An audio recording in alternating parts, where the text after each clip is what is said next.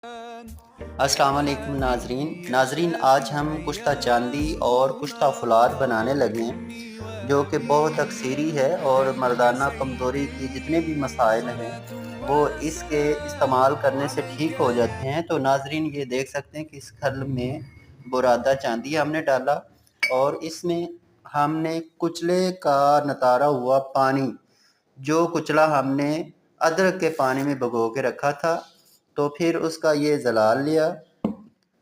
ये कुचला भी देख सकते हैं आप, ये तो इसकी हम रगड़ाई कर रहे हैं और साथ में ये फुलाद देख सकते हैं। इस फुलाद की रगड़ाई हम जामन के पानी में कर रहे हैं।